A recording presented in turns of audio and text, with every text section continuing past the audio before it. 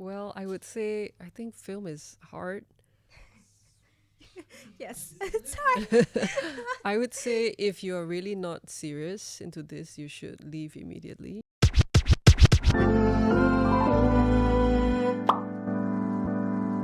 Hi everyone, welcome back to a new episode of Mini Slate In. So I will be your host for today. This episode, my name is Tiffany, and today we have another lecturer on this podcast. And please welcome Miss Megan. Hi everyone. I'm Miss Megan, and as Tiffany has introduced, I'm a lecturer in FCA. I'm also a multimedia artist, so I make art and also make films and animation as well. So thank you for having me. Really excited for today's podcast. Yes, we are very, very excited to have you as well because we know you're sadly leaving FCA soon. Hopefully, not so soon, but we are really, really happy to have you here before you leave and you can share more for the students and every of our listeners of the podcast. Yeah. So, I actually have like a full page of introduction of Miss Megan. I'll just say it first, just in case some of our listeners who are not FCA students doesn't know Miss Megan yet. But you know her today after our interview for sure. Okay, so Miss Megan is our FCA lecturer since 2016, and she is also an editor for Chapter 3 Productions. In 2017, she debuted her short film Woman at Home and was nominated for the Best Short Film at Seoul International Women's Film Festival. Yes, and she exhibited her first solo exhibition named Memory and Rebirth in 2022 in Fergana Art Gallery, which I went to. Yes. And then recently she won her Freedom Film Fest 2023 grant for the documentary that was screened in Diary Film called Home Sweet Home. Yes, and she also was the head of forum at Sea Shorts Film Festival at 2019. Ooh, okay. See, that's like a whole page of her just introduction. So, I actually went to your exhibition for Memory and Rebirth, Right. and I find like your art is very different from what I usually see. Mm. Is there a genre for your artwork? Do you categorize them? Well, actually, my focus or my research focus is on memory studies. So if you actually look at the work, whether it's fine art or film, I always am exploring on the topic or theme of memory. So that's why in the art that you see, the spaces are abstract because I actually layer different times, past, present, and future, into one space. And memory and rebirth is based on objects.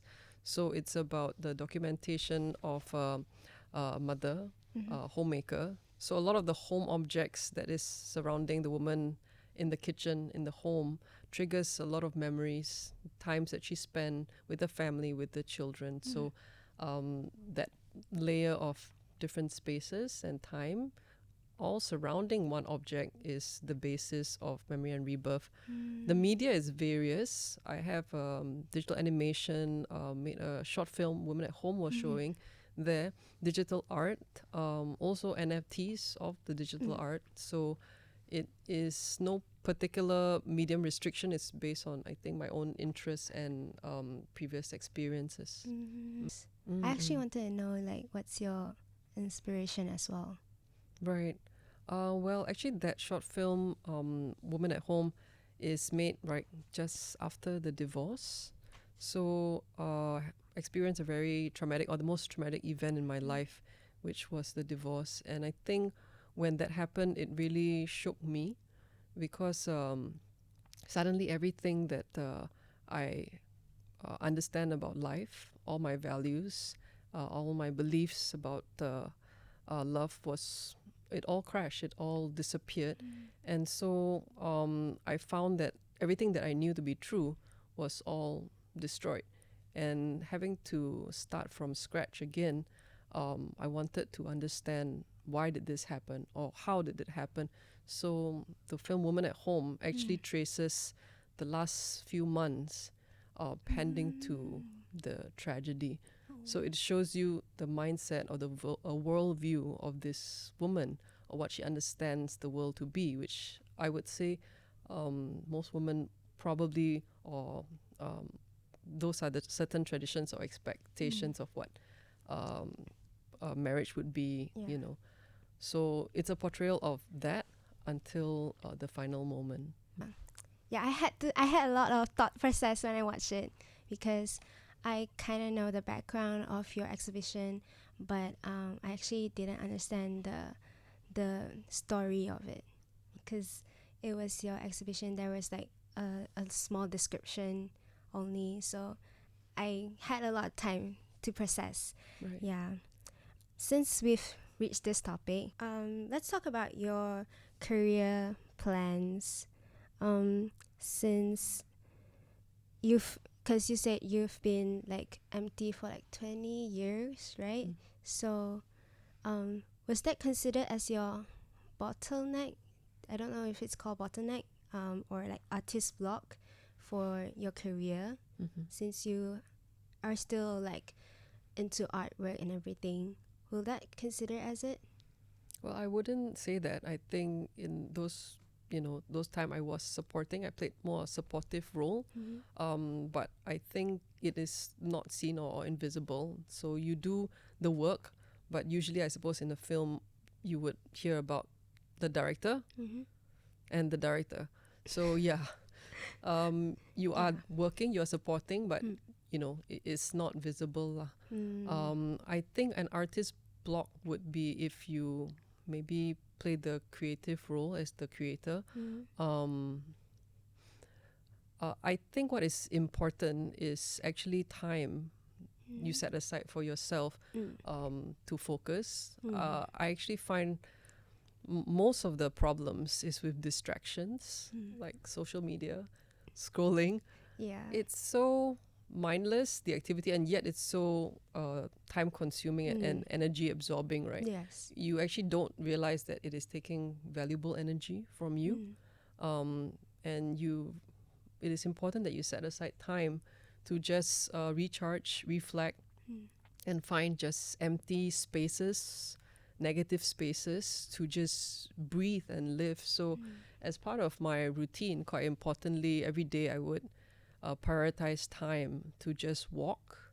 And it sounds strange, but if you hear quite a lot of the thinkers, and I remember this one story by Spielberg where on set suddenly some I think miscalculation happened, and there's a huge problem on set and they need to change something, and it was disastrous, and they all turned to director and say, hey, what do we do?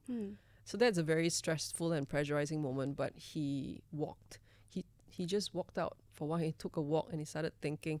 And I think there's a very important correlation between walking and thinking, where your body is moving and you're just going through that space. So even in Johor, I think some students will see me walking and they were like, what are you doing? You're not even exercising at this slow pace. You hardly burn any calories. But I think that is actually a very important, if you can say, a secret weapon, where you kind of just empty, all the distractions and just quiet. I think quietness is something we undervalue in this day and age, because everything is so loud. It's so many noise, so much noise. We can't hear ourselves. That is the real artist block, where you ask, like, you can hear everything, you can hear all the directors, but what about you? What are you saying? And you don't even find that space and time to hear yourself. And even if you do, it's not long enough. It's just like for a minute or two and you're off. And how can you get anything good if you are only having that quiet for just this shallow water kind of level, So I think that is the real definition of an artist block. How about we like dive into your personal thoughts and your stories? First, let's talk about the most recent one, Home Sweet Home, which was screened just now in our cinema for basically everyone, right? So maybe you can share about your thinking process, your inspiration. How did you get to this? this documentary? Yeah, I think this film essentially is like I was just sharing just now at the traumatic event of the divorce. I realized that everything that I grew up learning or understanding about life, everything that you accepted and feel to be true and real, are actually fail. They actually fail you, and especially the marriage institution, something that you hold dearly to your heart and support and love. It fails. It doesn't work, and suddenly you are on your own. That is kind of scary, and I think it left me with a lot of questions, because suddenly every piece of block that you're standing on is all broken, and you feel like you're stepping on space. I wanted to therefore make films to question everything that I once believed. I wanted to make films to understand the problems of life. And therefore, Woman at Home happened. Shortly after, I think, the divorce, I went to my mom, and I was not close to her at all. So it was a surprise that I think at the divorce, I wanted to run back to her. I wanted to be close to my mom. And I told her, Mom, I'm getting a divorce. And she said, do you know that I was also 39, same age as you, when we both became single moms? And it really shocked me, because I felt that how can my mom's life or my mom's curse or something that happened to her be passed down to me? Are there some invisible connections between my mom and me that is not genetic? You know, we can look like our parents, we can maybe have some personality, but certainly not the same event that happened to her also happened to me.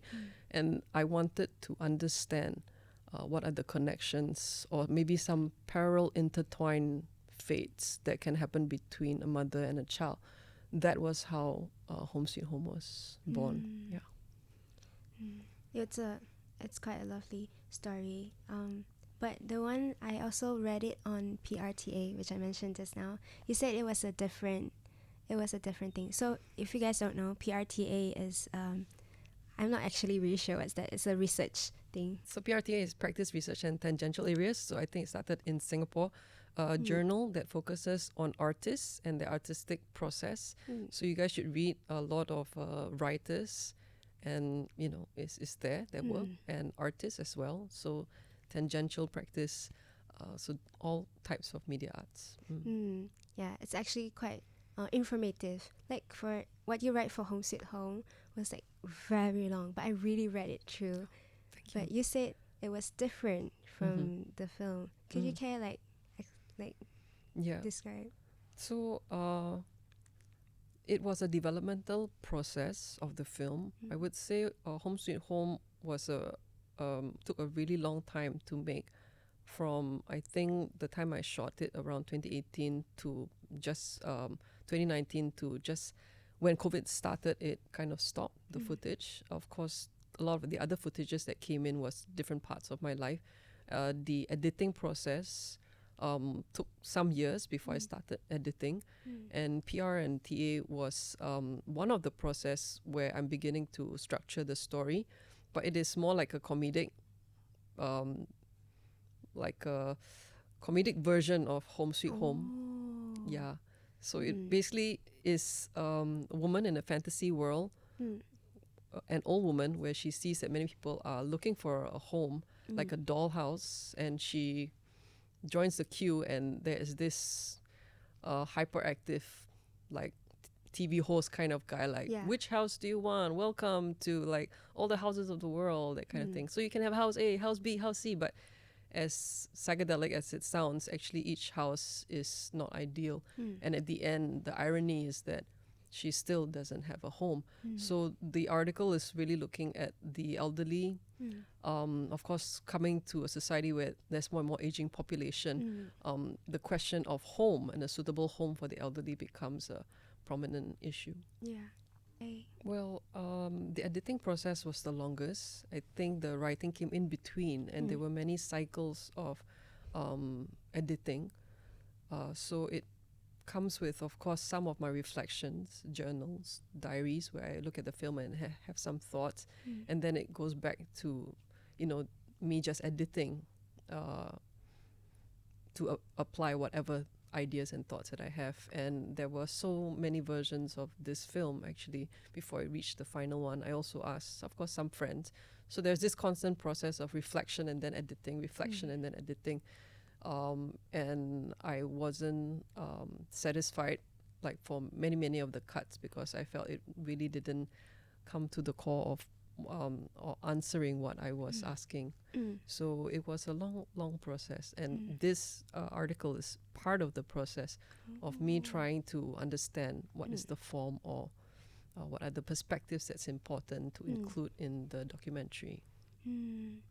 So you think that so this do you think that your documentary like really answered what you were questioning? Yes, I think I managed to, in the end, find a resolution that I'm happy with. Yeah. So we'll go for the last segment. It's the 5-minute discussion lounge. Okay, I did it. Alright. Okay, so this 5-minute discussion lounge is we collected feedbacks from to discuss. And since Miss Plegan is here, maybe you can hear something from her. Yeah. Okay, so I think first one I do have one. Okay. First one from your beloved Habibi XDXD. Being a foreigner in FCA. This is a short context. Yeah, that's all. But seriously, I actually slightly relate for being a foreigner in not just FCA but in Malaysia as well. Like there's a lot of different perspective, not just from Malaysian, but the foreigners themselves will have different thoughts when they join the area. Yeah, like for example, Miss Megan. She's not a foreigner anymore. She's already Malaysian at this point. But yeah, but what do you think about? I think well, it's a good thing actually. Being a foreigner is one way to phrase it. But I think in Malaysia, being a multicultural society, everybody is so different. You are different, and you might feel a bit foreign to your friend beside you. Either different language, different race, or different background. So all of these differences do make you feel like, okay, we are different and unique. But I think arts is one of the fields that does celebrate differences and uniqueness. A lot of the other fields, they would want you to conform to a certain standard, and that conformity or unity is something that is celebrated. But here, being different and being able to stand out unique is something that is valued. So if you embrace your differences, what is unique about you, whether it's because I'm actually a Malaysian, but I actually, spend my whole life, living overseas in UK, or living overseas in, I don't know, Indonesia, let's say, that can be a strength. You can add in that element to tell an exciting Malaysian story. So a lot of the films I've made is, in Malaysia context, but from my own perspective, either Indonesian background or Chinese or Singaporean background, and of course growing up or living in Johor. So these can be strengths as well. Yeah, I like the point that she said that art is also a good way to fit in. But so glad you're at FCA. You're here for arts. I'm at, this one doesn't have a nickname. Maybe next time you guys should put a nickname so it's more fun. Are you scared? Okay. No nickname. I'm at my first year in FCA now, but I have started to feel like dropping out. I don't know who is this, but I feel sad for you. But like as Miss Megan said, if you think you're not committed and you feel like you're not strong enough to stand from the opposing side that is stopping you to join FCA or like to make films, create art, then yeah, maybe considering dropping out. Because I don't know if you know, because we heard from other lecturers that maybe some of the diploma students, they maybe thought like FCA was something else, like probably photography. Yeah, It's photography. just about photography. So Right, macam, right. oh, okay, photography. And Right, okay. Yeah. it's not. Yeah, I mean, I think it really depends on who is the person that said it and why the person wants to drop out. So everybody's context is different. I think for myself, when I said that, it's important to be passionate about what you do. It's important to believe in, like, you know, film. So yeah, it really depends on why the student feels like dropping out. Then if you can't think this through, maybe you can try your friends, lecturers who are really willing to help. So we hope to hear from you soon again. Please write. Yeah. Well, time is so short though. Okay, so final question.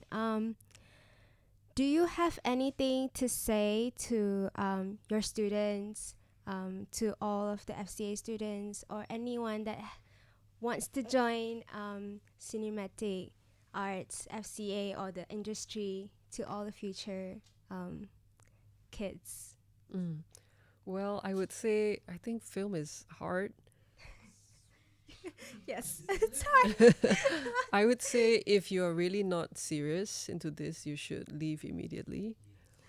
And I would say if you really want to do this, you have to ask yourself, okay, be committed to it.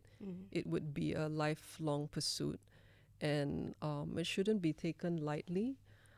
It should be something important to you. I would say a lot of people around you would tell you, and you probably hear enough of it, don't do art. I think when I told my son told the teacher, my mom is going to Australia to study fine arts. He's like, oh, wonderful. She's going to Australia to study finance. What? He's like, no, What? That's so sudden. fine arts. Yeah. So you already know, I think a lot of people would discourage you from entering into the arts. So you entering it, you must have the conviction of why you want to do it, why this means something to you, and that you will commit, and that you want to make the best film or best work out there. There will be tons of challenges, and I think that if this is really something that you're not convinced that you want to do, then you should not do. But if you are convinced it's something you want to do, then this is the place for you where you can learn and grow. And I'm sure lots of teachers, friends, and you would find like-minded people, and the friendships are the most important. So I would encourage all students to, find the right, good friends, and also the right films. The films, are able to speak to you. Directors from not just your current location, future times, can be important references to you. For me, I was fortunate to find some really good directors. Like I mentioned, this podcast, Virginia Woolf, and the success and her values and her solutions to her questions are important, I think, examples for me to look up to. So yeah, find your role models, find your friends, find the reason why you want to stay. Yes. Thank you, Miss Megan. Thank you everyone. I hope everyone had like a great session with Miss Megan. So do I, because I really learned a lot from her artwork, from her career, from her thoughts, from today as well, because I've never knew that women in this day will serve a very important like character as well. Yeah. So really appreciate Miss Megan to be here today and share her thoughts. Yeah. Thank you so much. Thank you everyone. Thank you, Alright. Tiffany. You've Thank been a you. wonderful You're host. Thank you so much. Yeah. Thank you to you as well. Yeah. So thank you everyone for tuning in for Mini Slate In. We hope to see you again in the next episode. So don't forget to like, subscribe, share, comment, and don't forget to write more on this discussion lounge, especially those who have written. We like to hear some updates from you. Thank you so much, everyone, and thank you. So see you guys again. Bye. Okay, see you guys. Bye.